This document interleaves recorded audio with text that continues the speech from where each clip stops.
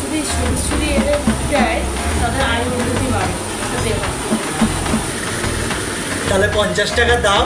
আরে আমি চাই শুধু আমার 1 টাকা না, তোমারও সাথে টাকা বাড়ে। তাহলে দাও 50 টাকা দাও।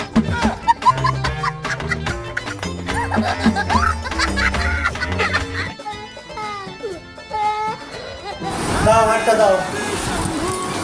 শম্ভু শম্ভু মহাদেবা শম্ভু শম্ভু। খুশি তো? সবাই একটা কমেন্ট করে দিও, হর হর মহাদেব।